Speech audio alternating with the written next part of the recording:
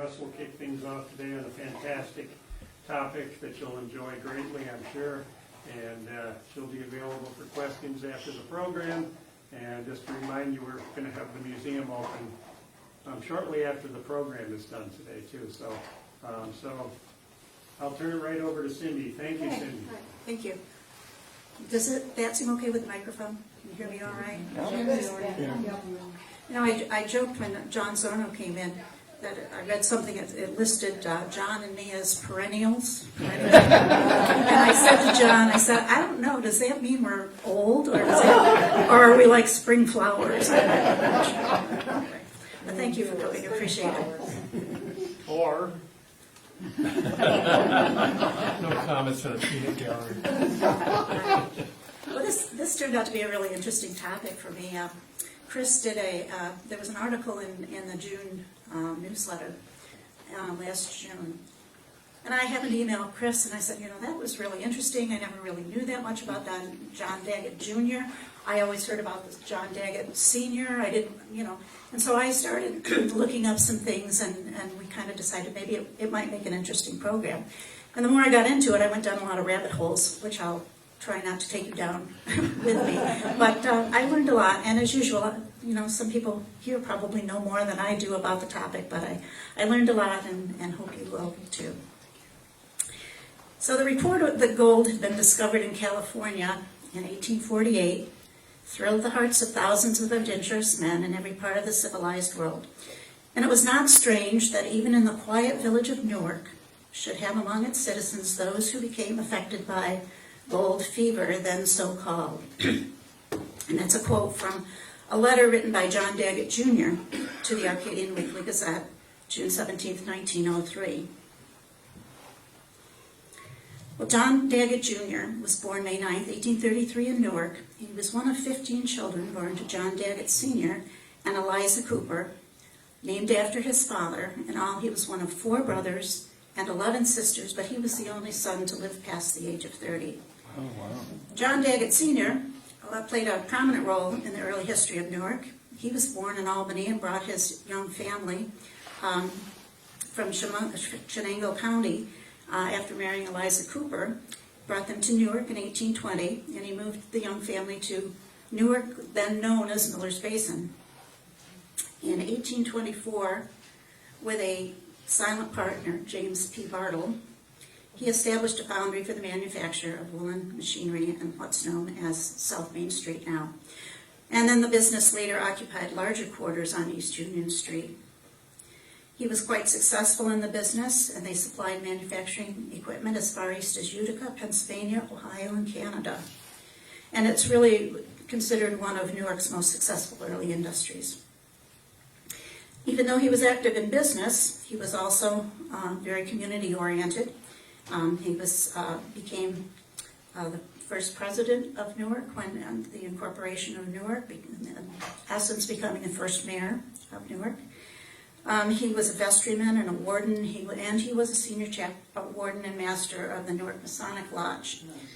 So the Daggetts were a respected and community-oriented family, and they had a lot of friends. Interesting, one of their friends was Henry Wells. Henry Wells married one of John Sr.'s cousins, Sally Daggett in Palmyra. And when the Wells moved to Buffalo, and you may know the name of Wells, it was Henry Wells who established the Wells and Company, later known as the famous Wells Fargo and Company. It's an early photo of the Daggett home, and an 1852 map showing the Daggett woolen machinery shop backing up to what was then the Erie Canal and facing, and then the Daggett plot of land, which would face what's now East Miller Street. Well, John Daggett Jr. appears to have received a really good education in Newark. It served him well all his life. He attended the one-room schoolhouse at Los Corners, north of Newark. Then he went to Marvin Hall, and then he graduated from the Newark Union School. He was an excellent student, said to excel in math and science, as well as he was an avid writer. Frederick Rue, who was a classmate of John's when they both attended the old cobblestone schoolhouse in Newark, wrote that he was a genial, jovial, and jolly fellow, full of exuberant health. He described him as active, rugged, and vigorous, with he and his friends having things pretty much their own way.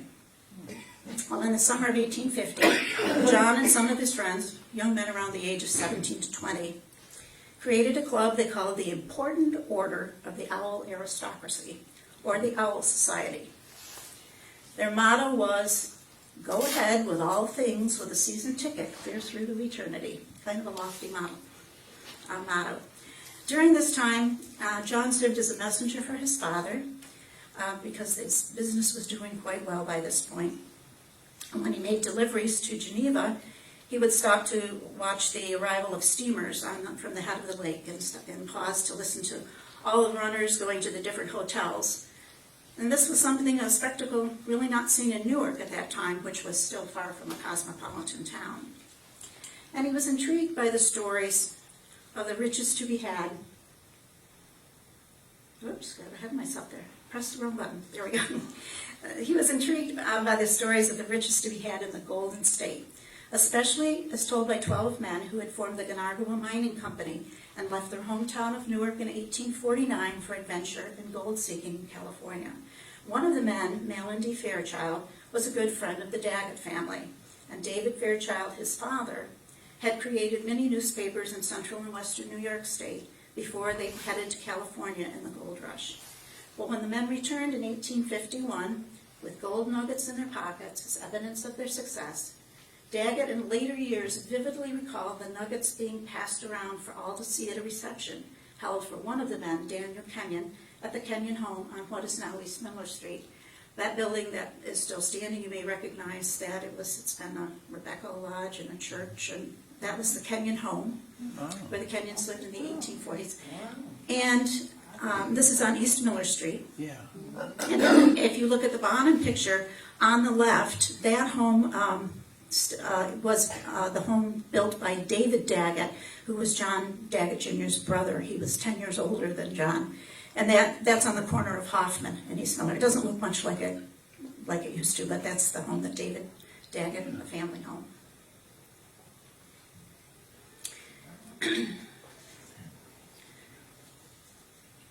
Well, John couldn't get the idea out of his head, and he determined that he had to go to California to try his luck. But it couldn't have been easy to convince his parents, but because John Sr.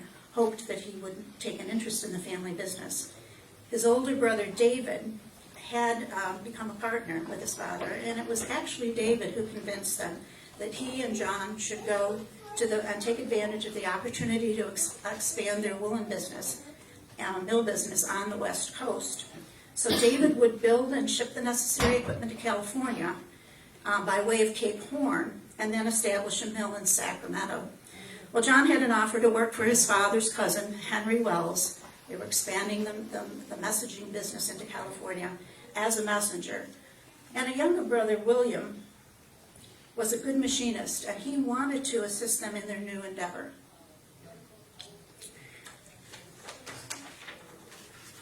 Well, John Daggett Sr. finally relented, obviously, but it was only David and John Jr. that actually packed their belongings and left. William did not go.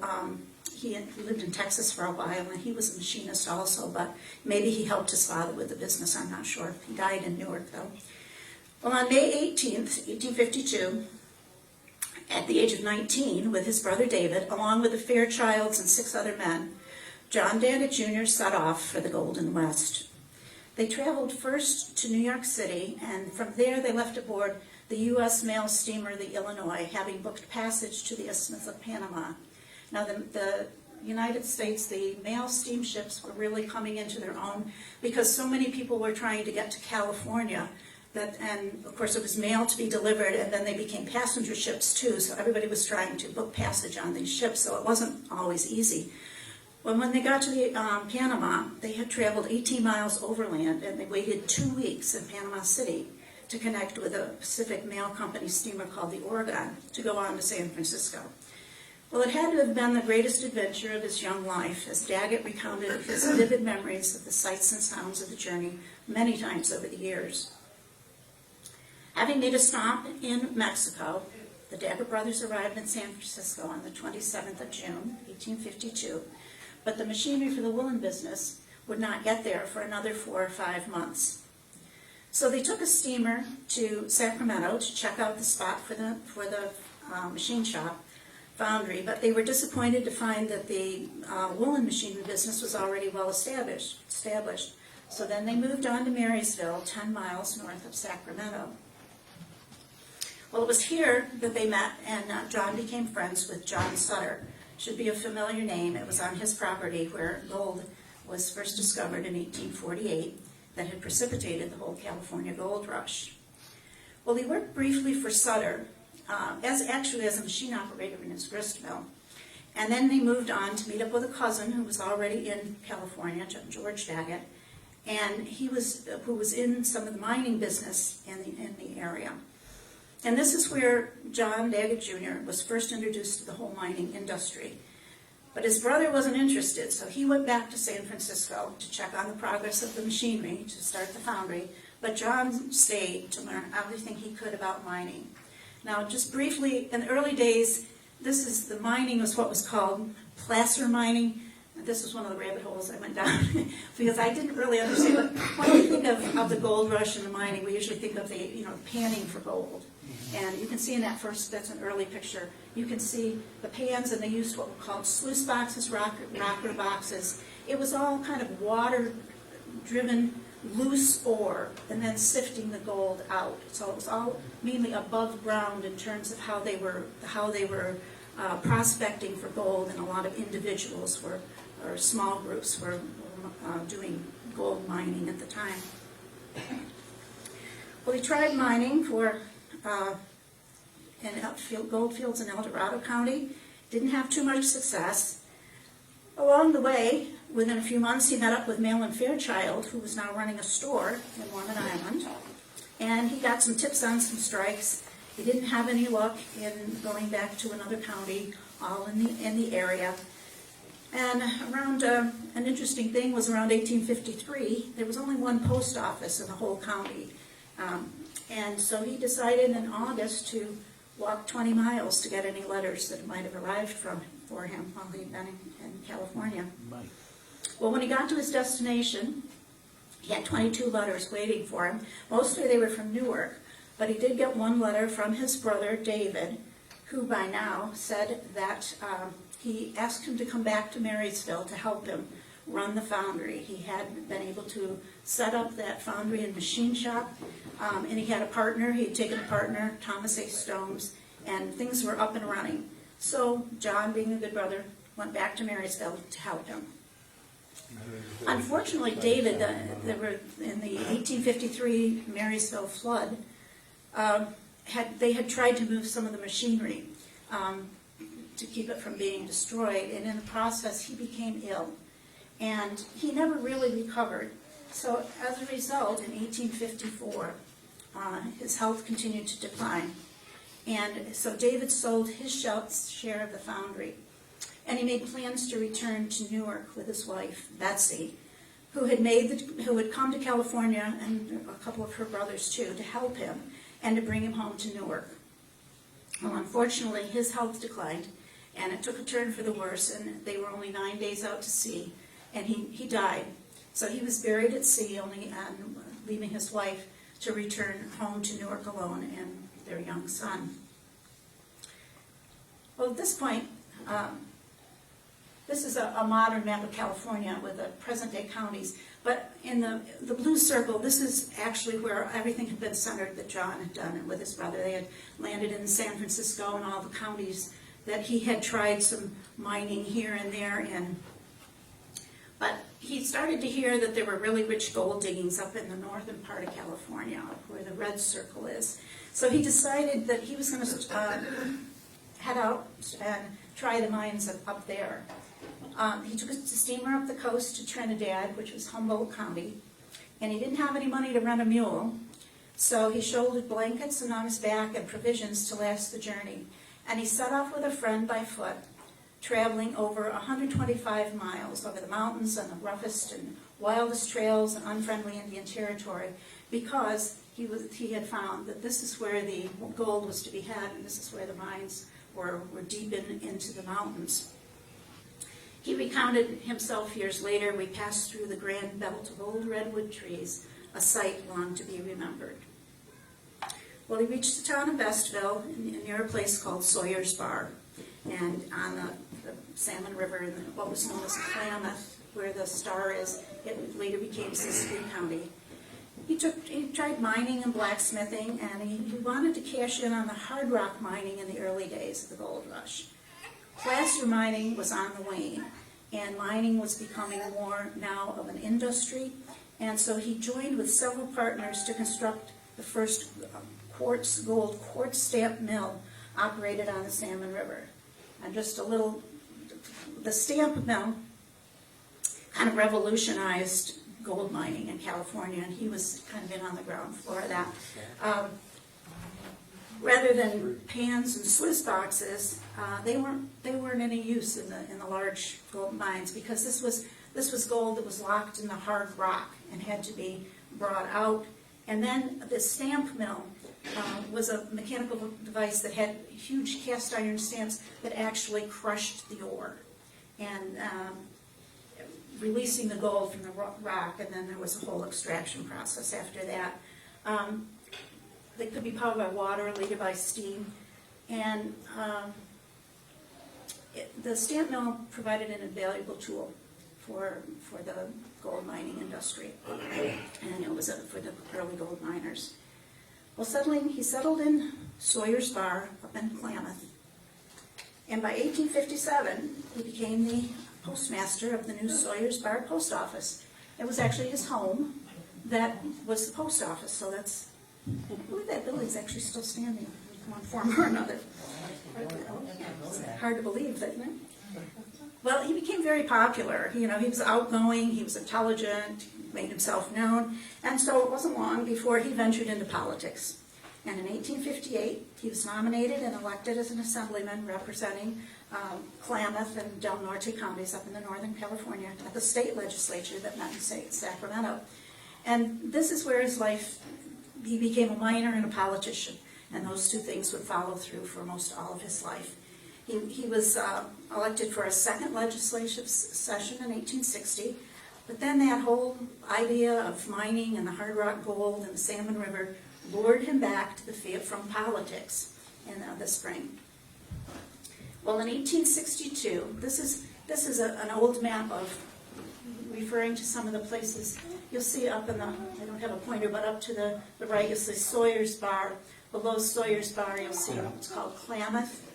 And then below Klamath, you will see Black Bear Mine. And this is what's going to play a huge role in the rest of his life. Black Bear Mine, and then down below Black Bear Mine is the Black Bear Mill, about 2 miles. And this is where his whole life in mining centered pretty much after that in this region. Now, all mountainous, tremendously mountainous, rugged territory.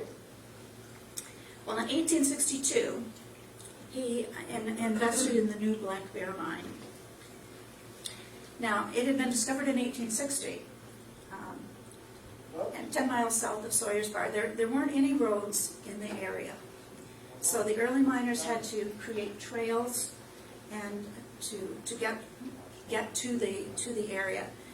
So when you start to think about it, the machinery had to be hauled by mule packs, and actually there were some of the Native American women carried some of it in what were called burden baskets. So bringing in the massively heavy machinery for these stamp mills, and they were multiple, like 16 stamp mills, was really quite a task, because even when they were deconstructed, they were still heavy, and the cost was immense to do this, and it was dangerous besides. One person, his name was Deacon Lee. There's a trail that's named after him today, the Deacon Lee Trail. He actually was hired by Daggett to bring in all the materials and everything for the 16 stamp mill. Well, for his dismay, the Black Bear Mine wasn't very well run. And he felt there were too many partners, and so and the results just weren't that great. So he sold his interest in 1864, despite his belief in the potential of the mine. And you'll see this over and over again. He would buy and he would sell, and he would buy and he would sell. And he was, for the most part, he was a pretty good businessman in judgment. Well, in 1864, after he sold, he went to Nevada for about 2 years. and he had some success in the silver mines. But in 1866, came back to Siskiyou, Siskiyou County, and he repurchased Black Bear, becoming a 1/3 owner this time. And again, the spirit of people like him, they didn't seem deterred by all these obstacles. They just, before you know it, I guess they had the necessary machinery hauled in, and they were operating on an extensive scale. And the mine was very successful under his management because it was a really rich quartz, what they call lode or vein, that he hired 100 Cornish mine workers, and he also, and it was a 16 stamp mill. And he later hired Chinese miners, and that's a whole other really interesting area of mining in early California, of the Chinese who came to California and worked in the mines. It said that when one of them was shot, he even hired a gunslinger to protect them. Well, Black Bear early on always consisted of two entities. You had the mine at the top of the mountains, and then you had the stamp mill 2 miles away. And you had miners who lived near the mine, and that was kind of a little town of its own. And then the ore was transported down to the stamp mill to be crushed. And then a whole town, small community grew up around the mill. And they ended up having a boarding house for the people, and offices and machine shops, and even a post office and a schoolhouse. And the mill worked day and night, 24 hours a day, and it was said that the roaring sounds it produced were an accustomed part of life because they never stopped.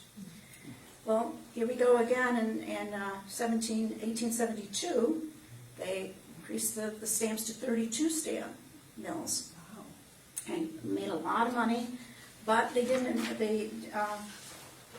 a group of English investors who had invested in the mine didn't keep investing in the infrastructure, and so the mine fell into disrepair.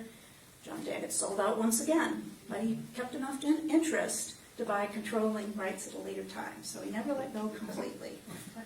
Well, there were several events, and so this is just an early picture of the stamp mill. You can see the mules. Well, in the 1860s, there were some things that happened that affected the Daggett family back in Newark. John Daggett Sr. had moved his machinery business to Scottsville, Virginia in 1861 at the urging of his son-in-law, Charles Little.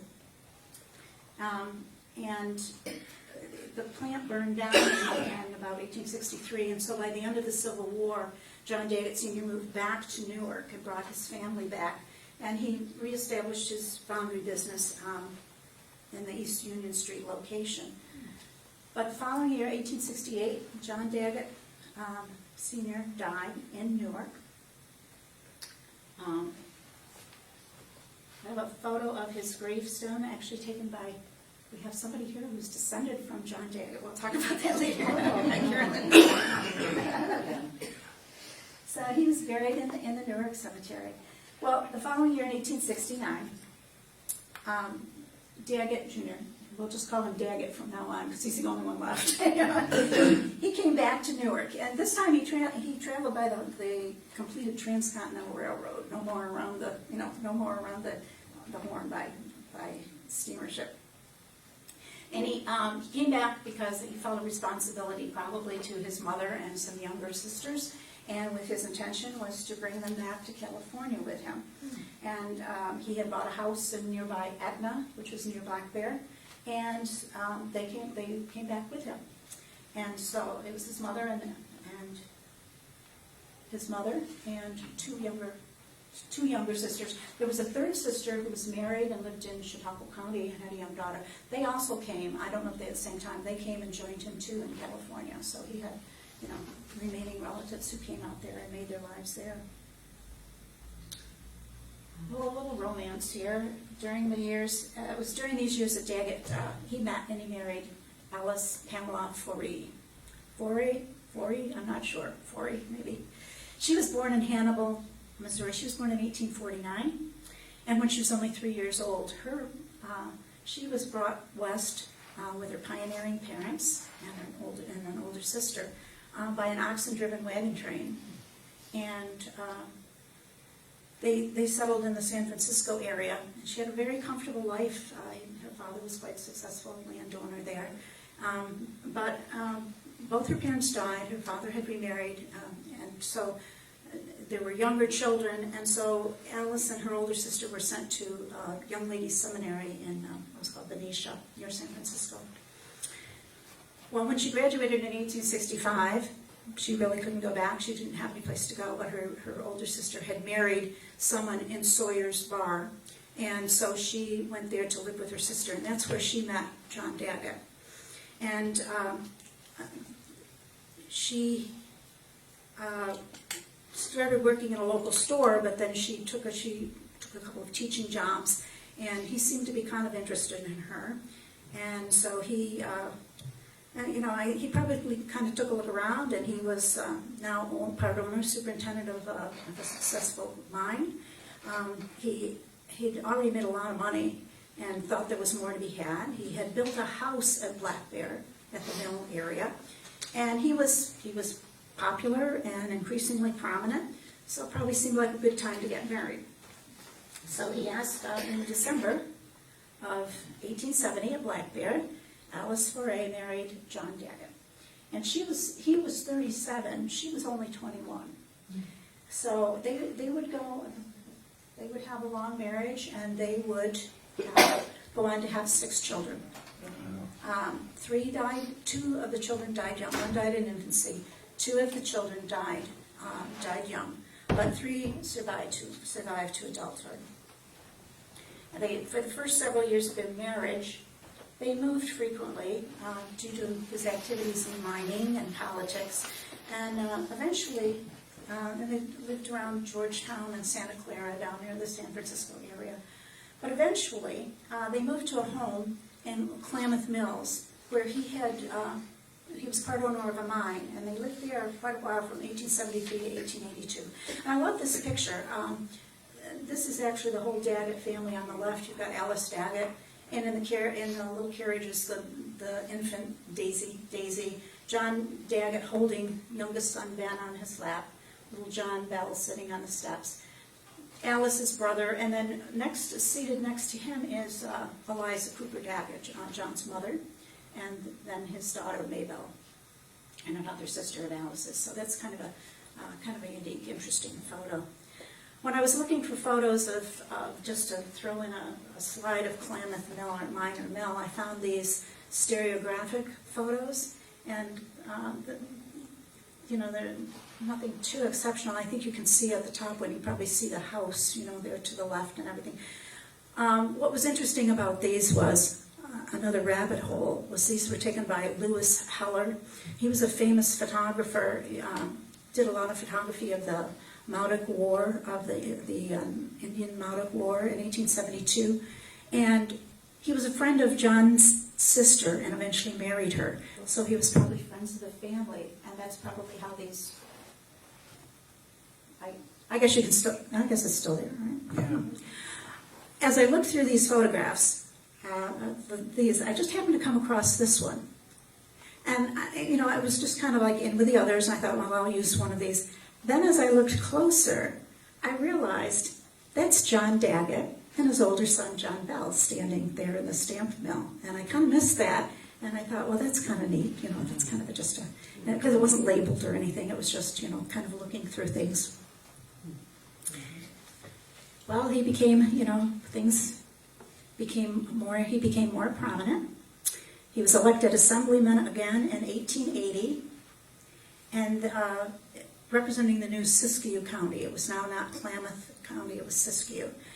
There was even some talk about making him a Democratic nominee for the Senate, but nothing came of that. He made a name for himself in the Assembly by helping lead a defeat of some controversial bills. But this attention led to his nomination and election as California's 16th Lieutenant Governor in 1882, and he would serve in that position until 1887. When he gave his acceptance speech, he noted that it was exactly 30 years to the day that he had arrived in California. The Newark paper duly noted that Newark boy, John Daggett. And in fact, they printed his entire acceptance speech in the paper, so they kind of kept tabs on him and what was going on. Well, he is generally given pretty good marks as being lieutenant governor, but he also had some tie-breaking votes and some controversial bills that really angered liberal Democrats. It had to do with railroad interests, and he sided with the more conservative Democrats. And there was an even split in the legislature, and so he had to cast quite a few tie-breaking votes. And to the point that the liberally dominated Democratic Party at the state convention in 1884 expelled him from the Democratic Party. He was still lieutenant governor, but they expelled him from the party. But he got reinstated again in 1886, so it didn't last too long. But anyway, well, he was still, while he was lieutenant governor, he was still supervising mines. Not only, but and so now he was supervising some mines in San Bernardino County, down in the South Mojave Desert area. And that's how it happened that there was a town named after him, and it exists in some form as Daggett, California today. The silver mines became very rich and mined in a town called Calico, and with rich gold and silver strikes. Almost overnight, there were just like 500 active mines, and they were producing like $20 million. So within 2 years, there were 1,200 people living in what was called Calico. So the Southern Pacific Railroad extended its line in Mojave to a point at the railroad station called Calico Junction. And so the station and the town were soon named Daggett to honor Daggett as lieutenant governor and as a mine owner, because it was confusing with Calico, which was the mining town in the mountains. So the other thing that was famous in Daggett is that they had like the borax mines, colonite or whatever it's called, and you can see in that top picture the 20 mule team that would pull the heavy trucks. If you've ever heard 20 mule team borax, that's where that came from. And so that was also very profitable. So by 1890, Daggett was a real happening place, because it was kind of like an oasis in the desert. And it was kind of like a Wild West town for those years for the miners. Well, here we go again, because Daggett in 1885 once again bought Black Bear Mine, and this time he became the sole operator and the owner, and he operated it successfully for the next 15 or so years. In all, it would become the richest producing mine in Northern California at over $3 million. And he owned other mines too in the area, Eddy Gulch, Central Mine, Evening Star Mine, and by now he had invested in a mine in Mexico. But the years weren't without some personal tragedy too. They had lost 2 of their children in 1883 at the age of 10 and 12, within 3 months of each other. These are some pictures of Black Bear from a journal, a mining journal, or it was called the Overland Monthly, and it featured an article on John Daggett and his mine. So I just took these from the magazine. By now he was ex-lieutenant governor. That's a photo of him on the right, standing on his stamp mill. Just some photos. This is again stamp mill. Interior view. The mine. And just some views of the mountains, but I just took those from that journal. Well, for much of the 1880s and 90s, his government duties had meant that the family actually lived in Los Angeles and Oakland, and they owned a home in Oakland. And they, we think of him as a miner, but he was a very prominent man. They had a lot of social contacts. Their their children were educated at seminary schools, and so I don't know if they came to Black Bear in the summer sometimes, like summer home or something, but they lived much of their time in Oakland. But he and he remained involved in state affairs and things. So, in 1892, he was appointed a California Commissioner for the Chicago World's Fair. And in 1894, he was very involved in the California Midwinter International Exhibition. This was a huge thing in San Francisco, covered 160 acres, and from everything I've read about it, it was kind of like the Disneyland of the 1890s.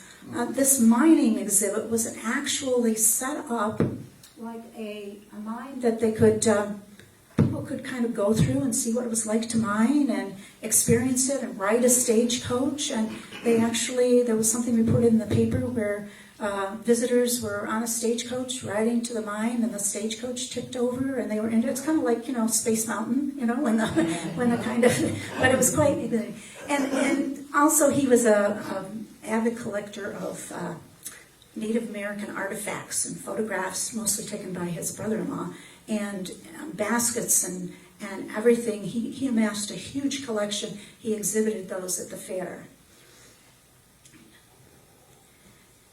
Well, and his final major appointment came in 1893. He was appointed superintendent of the United States Mint in San Francisco.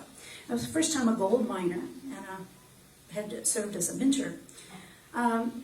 He had been east a couple of times, at least one we know of, in 1884, because he'd stopped in Newark to visit friends. He had met Grover Cleveland and talked with him personally. So it was kind of, he was appointed by then President Grover Cleveland. It was as a superintendent of the Mint.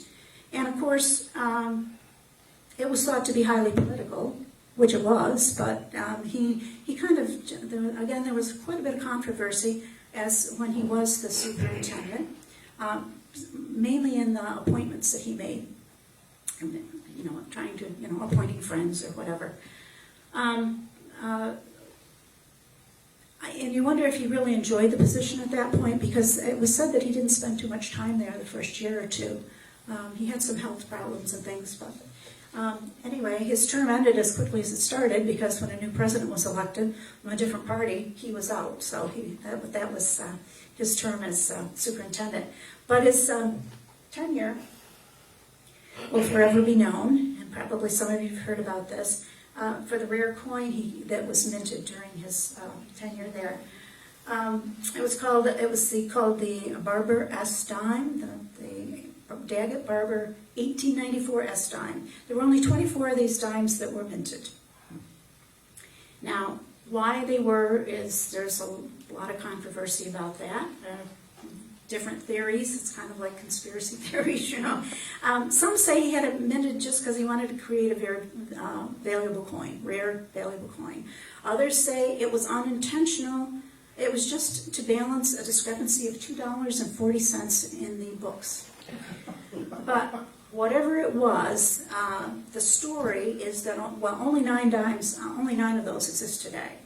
But the story is that 3 or 4 were said to have been passed on to his daughter, Hallie. That he gave her 3 dimes, told her to save them, they'd be valuable later on, that she, on the way home, spent one of them on ice cream. And that later on that she sold 2 for a lot of money in the 1950s. Now, that story has a lot of, kind of twists and turns. It makes her sound like she was a little girl. She was actually 16 years old, at that time. So, but that's the story of what happened and why it's called the ice cream dime. And they're extremely valuable today, if you can find one. So kind of coming down to the end of John Daggett's time when he was done at the Mint. He was only 64. There was still some talk about some political future, but whether his wife wouldn't entertain the idea or he just wanted to go home to Black Bear. He sold the house in Oakland, and they moved permanently to Black Bear in the mountains. And he just took over, and he called his home White House. And that was a photo of the house. But his story wasn't over. He did quite a bit in the next few years. He actually built a road from Etna into Black Bear to Sawyer's Bar. So travel was easier at that point. Here's a photo of Leslie, Hallie, and Ben Daggett, the children, and Mrs. Daggett. They still lived a pretty comfortable life in Black Bear. They had quite a few Chinese men who worked.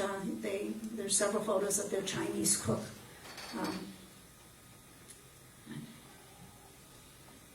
Well, you know, Black Bear was beautiful, but the winters were harsh. You know, we think of California with the sunshine, but the winters in North California were harsh, and in the rugged mountains, and there wasn't a lot of outside contact. In fact, his wife wrote to a friend and said she sometimes felt isolated and lonely. But the roads helped reduce the isolation and urged the difficulty, because up to that point they were still doing most by mule packs and saddle horses and everything to get into those remote places. After about 1900, his son joined him in the business and joined him in the mining operations, became superintendent actually of the mine. But again, their finances seemed to suffer. There had been some setbacks when he bought the mine in 1885. The disgruntled owner at the time flooded the mine shafts, and they weren't able to be accessed again, and so there were a lot of things like that went on. And it was hard to get. He hadn't had real success with the Mexican mines, so it was hard to get money. So he to make the improvements. So once again, in 1901, he surrendered part of his interest in Black Bear to what was now called the Black Bear Gold Mining Company for lease and purchase, still holding on to considerable interest. He never let go 100%. Well, just a little bit about some of the family, what was happening at that time in 1913. Hallie Morris Daggett and her sister Leslie, as I said, they were accomplished and refined, good educated in seminary schools, but they loved Black Bear, and with their brother, they had explored the mountains. They all knew how to ride and fish and hunt and shoot, and Hallie was especially adept at that, it's said. And so based on her well-known skills, outdoor skills, her knowledge of the forest and the mountains in the area, and she didn't seem to be afraid of anything, she was hired and reported for duty at Eddy Gulch on June 1st, 1913. She was the first woman in the nation to serve as the United States Forest Service Fire Lookout. She's almost more famous than her father. She quickly earned a reputation as a diligent and hardworking lookout, always mindful in her words. The appointment of a woman was rather in the nature of an experiment for the agency, and that her work would reflect on the chances of future women to hold such positions. John Daggett, he seemed to maintain a real fondness for his early life in Newark. We know he made at least one visit in 1884, and he visited his friend A.C. Bartle, who was the son of James P. Bartle, who was the original silent partner with his father. And around 1903, he began writing a series of letters and articles for the Newark-Arcadia Weekly newspaper. He had a really sharp memory, and being such a good writer, his letters contained detailed recollections of people and places and events. I think they're a real treasure trove for those interested in Newark's very early history. And there's a lot that would probably be lost to our local history had he not taken the time and had not written some of those letters. And from that, there were people at the time who read his letters and articles and had lived in Newark and maybe weren't there or still did, and they joined in and they wrote their reminiscences and their recollections, so that kind of added to it. And he inspired others to write about their memories. He wanted to write a memoir of his life in gold mining and politics, but he never completed it. But even so, of all the writing he did for local when he was young, and of his gold mining and silver mining days, they come from his some of the best narrative of the Salmon River and the early mining come from some of the things he wrote. This is an article he wrote about the early days of the silver mining in Aurora, Nevada. And this was interesting. I thought, Chris, you're back there someplace, right? Chris, oh, there he is. I'm sorry, Chris. You found that piece of paper. Where'd you find that? When you just cleaning out some things, or I don't want to say it that way, but you know. Oh, it's just organizing. Organize. That's the word I wanted. Not clean up. Organizing. Yes. This letter.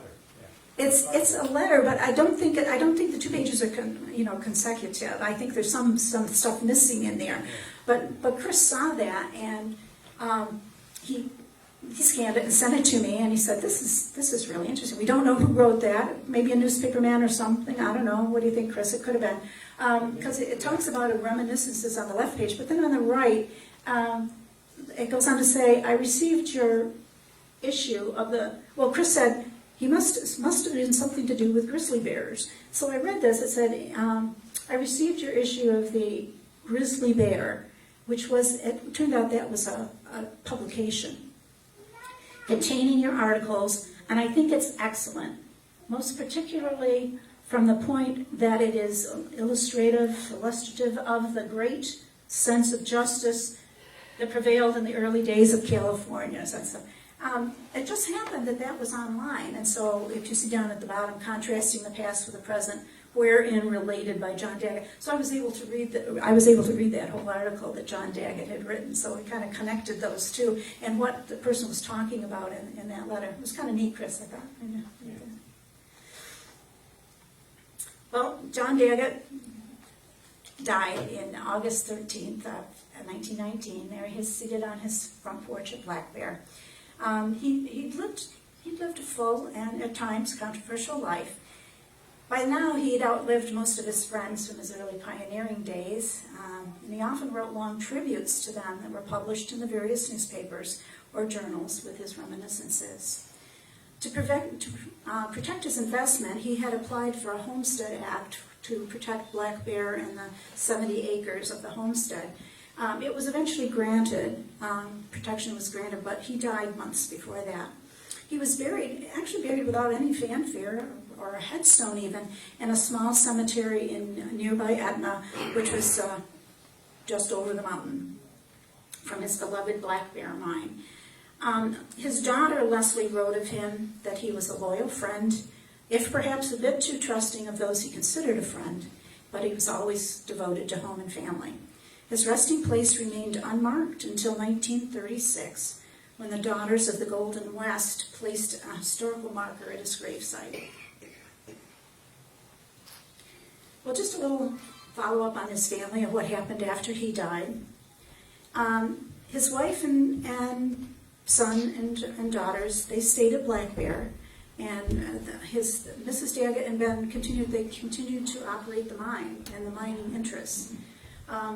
In January of 1926, and here with talking about the weather and the impassability and everything of the mountains, Mrs. Daggett became ill with influenza, and the roads were snow-blocked, but she needed medical help. So a group of men from the Black Bear neighborhood equipped a sled with a chair, and they wrapped her in robes and put her on the chair, and they took her for miles down the trails to get her to a waiting automobile where she was taken with her daughter to, it was called Weed, a nearby town Weed, over 100 miles for treatment. But unfortunately, she sank into a coma. She didn't recover, and she passed away. But at her request, she was buried with her 3 young children in Oakland, not in Etna with John. This photo, too, is again one of those things that I just happened to come across. It was not in anything that any book or anything. I just took one more look at John Daggett images, and this popped up, and it was on somebody's Pinterest account, and it had been for sale on eBay, and it was labeled Tintype of John and his wife, and I think it's a wonderful picture because I haven't seen anything like that. It was taken in 1902, and it's really one of the only formal pictures like that. So it was kind of a neat find. As I said, Ben Daggett, he continued in the mining business. He was more interested in the mines in Mexico. In fact, that's his passport picture up on the right. But didn't make much money. And then he found he couldn't get along with the people that were running the Black Bear mine. So in 1928, after 100 years of ownership in the Daggett family, off and on, he sold all the remaining Daggett interests. And so he was married a couple of times and divorced, and he died in 1939 in San Francisco, also buried in Oakland with his mother. Well, in 1928, Haley Daggett submitted her resignation from the Forest Service, noting that she retired home to the Black Bear Ranch. And this was only about 10 miles from where the lookout had been. And she continued to raise the flag every day, as she had done at Eddy Gulch. This was the new lookout station that had been completed just before she retired. And I'm not sure if the log cabin was, she lived in the log cabin. I don't know what the lookout station looked like, or if that was what she worked from earlier. But she actually went on to work for the Weather Bureau. She was a mail carrier. In 1950, the Black Bear House, the Black Bear residence, was sold, and the ranch for $3,300. And she moved to Etna, where her sister was living. And Etna, the town of Etna, built her a log cabin next to her sister's house to appreciation for her dedication to protecting the local forest during her lookout years. She lived there till she died in 1964. And when she died, she only had $144. So you kind of wonder about that whole dime thing, the whole, which basically died in poverty. And then finally, Leslie Daggett Hyde, the youngest sister. It's said that every year for 15 years, in the summer, when Haley Daggett was up on the mountain, that Leslie would leave Sawyer's Bar, and she'd make a 3-hour, 9-mile climb on horseback with a pack mule, taking her sister's supplies in the mail. She actually became a postmaster at Black Bear until it was closed in 1941, and she married and moved to Etna. And throughout her life, later life, she wrote lots of articles on a variety of topics, and she was active in the Siskiyou Historical Society, and she donated a lot of John Daggett's papers and things to state historical societies and universities. She died in 1971 and was buried in Etna. Well, to finish up, and I call this because I thought it was kind of interesting, now you know the rest of the story. So what happened to the Black Bear Mine and the Black Bear Ranch? Well, the mine was never very successful after 1900. I mean, there were starts and stops, but it was never again as successful as it had been. There were attempts to reopen it again in 1921. Ben Daggett sold. It basically closed. It was idle from 1935 to 1947 or 1945. Purchased by what was called Eureka Mining Company, never fully operated again. Today it's kind of considered a mining ghost town. So that's that. Now, as for the Black Bear Ranch, oh, I forgot that. This is great. Chris, when we were talking about this program, Chris said, I've been there. So Chris went to California in the late 90s, right, Chris? Yep. And met up with his uncle Jim Davis. And Chris, being interested in John Daggett and knowing the history of John Daggett Jr., he and his uncle was too. They traveled to Siskiyou, right, to the mountains, and kind of went right there where it happened, right? Yeah. And Chris said it was a pretty treacherous ride, and his uncle wouldn't let him drive. So, Chris, are these actual this is kind of like at the mine, these pictures, or? As close as we could get to it anyway. Yeah, okay. Getting pretty rugged. Right. And, but this was right there at Black Bear. Right there at Black Bear, and then the upper right, you can just see the beauty of the mountains and that. So, now, Black Bear Ranch. Have you ever heard of Black Bear Ranch? In the late 1960s, a group purchased the Black Bear Ranch, and it became a commune with a whole counterculture in the late 60s, and there were a lot of the communes that went up in California, and so there were some fairly wealthy investors who bought that, and it became, they had a motto of free land for free people. Ask the Native Americans about that, maybe, I don't know. It's considered one of the more radical examples of communal living. Now here's some early photos that I found of the Black Bear commune. The upper right, if you look at that, there you can see the Black Bear, the White House, the Black Bear, that house. And that must have been an early photo because that's before the remodel, I guess. It's kind of rough, isn't it? It was like a clothing optional. I mean, it was quite a radical commune. It exists today. I think there are only about 5 people who live there. If you're interested in, it's kind of fascinating. There have been several books that have been written about mainly children who were born there who've grown up now and wrote books, Beginner's Luck, Free Land, Free Love. They have reunions there for some of the younger people who are still around and everything, solstice reunions and everything. But that's what Black Bear Ranch is today. Now, as for the town of Daggett, well, that went from a mining town to a ghost town because when the richer deposits and everything were discovered north of Daggett, and the mining operations were moved and everything, Daggett went into a decline and never really recovered. At one time they had lots of stores and things. Like I said, it was kind of a Wild West town and sort of an oasis in the desert.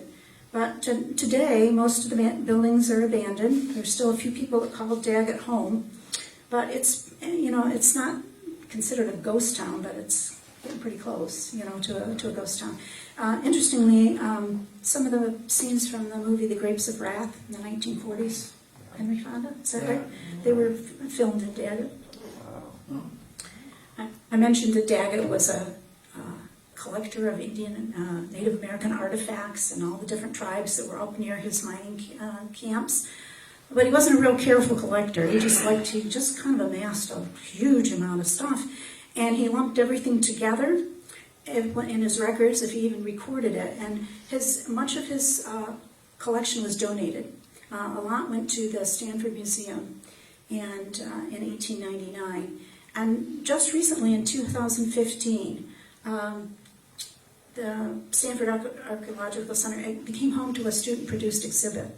It was called From Curios to Ambassadors, The Changing Roles of the Daggett Collection from the Tribes of the Lower Klamath River. And it kind of really put these whole things in a new light. Things that were just curios to Daggett became representatives of cultures and connections between the Native American communities, and kind of an important thing. The marker in the cabin for Haley Daggett, the Daughters of the West came through with another marker, and they put a marker similar to John Daggett's at the cemetery to honor her in I don't know what the year was, it doesn't matter, but the cabin she lived in the later years of life were moved to Etna City Park, and in 2016 became an interpretive site with the Native Daughters of the Golden West and the Lions Club refurbishing the cabin. And they had a ceremony that was held to upgrade and celebrate the influence of her and all that. This is Simple Cemetery where John Daggett, Haley Daggett, and the headstone is Leslie. Well, Haley Daggett's story continues to inspire. In 2016, there was a children's book written, Headstrong Haley, and it's about the girl who followed her heart to realize her dream. So, and finally, check your pockets. Is that dime in your pocket worth, $1.9 million? I mean, it's huge. It's probably the one thing that people think of John Daggett as the ice cream dime, the Daggett Barber dime, if they know anything about him at all. But and his daughter. But did he?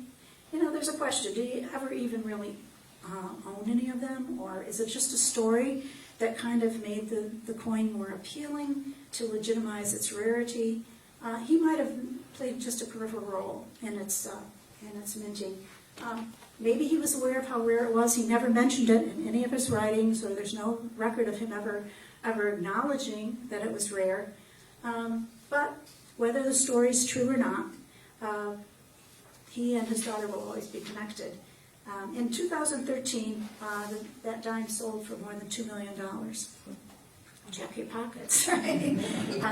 It's considered to be the fourth most sought after coin in the U.S. Right. And finally, this book, I found this book called Gold in His Veins. It was written in 2010. And it was really an invaluable resource in chronicling his life. The people who wrote it are called, I get to use the word now, numismatists. Coin, is that it? Coin collectors. Right. And they decided to write his autobiography. They were interested in the San Francisco Mint. They were really interested in the Barber S 1894 dime. But as they got to learn about John Daggett, they were interested in genealogy. And then they thought, well, they knew that he had never really written his autobiography, which he might have wanted to do. So they decided to take on the task. It's a wonderful book. Many of the photographs would not have been available had it not been for the book, because they live in California and were able to visit the museums and take some of those photos. So it was a real resource in this book. eBay, found it on eBay. How about that? Well, I thank you for coming today. And just kind of to conclude, I guess you could really say that John Daggett was a hometown boy who made good. And I thought that this little paragraph that I read, that was kind of summarizing the book of Gold in His Veins, kind of summed up the program. And what I hope you took from it today was that seizing the promise of adventure awaiting him in the Golden West, with the hope of discovering gold and becoming a rich man, he left the small town of Newark, where he grew up, with only a few dollars in his pocket, but with a wealth of youthful confidence. It's obvious from his reminiscences that John Daggett enjoyed life, all it had to offer. Whatever he did with enthusiasm, if not always with success. He prized a challenge and made sure he was never without them. Not only did he become a successful miner and a mine owner, he became a successful politician. His most successful mine, Black Bear, became the richest hard rock mine in Northern California, affecting the very economy of the state, and his political influence affected its history. So, thank you. Thank you.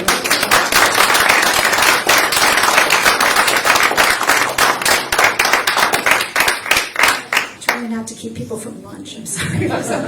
Did anybody have any questions or anything? Quick question. Yeah, Jerry? There was one of the things was labeled Ganagua, like the. Ganagua. Yeah, is that the same as our creek right Yes, around Mud here? Creek. Was that connected somehow to the place in? Not in California. It was what they named the mining company in 1849, when the people from Newark formed a company a group of about 12 men to go to California during the gold rush. Okay. So they formed a company called the Ganagua Mining Company. And that was referencing here, or was it not? Or was that a term that is more universal than? No, it was. It referenced here. It referenced here. Okay. That was there. Yeah. Yeah, clever. Now I said we have Chris and I had said, I wonder if we have any Daggett ancestor or descendants here. And Carolyn, how are you related to John Daggett Jr. would have called my descendant Aunt Polly. Okay, so John Daggett Jr. John Daggett Sr. Aunt sister. Okay, so John Daggett Sr.'s, one of his sisters, his cousin was married to Henry Wells. So it was one of John Daggett Sr.'s sisters. Polly Force. And there you are. Did I get things right? Yes. Although I do want to just mention, Eliza you'll see her name in Elmira, because she was quite the weaver. Oh, was she? Oh. And, Well, there's actually a coverlet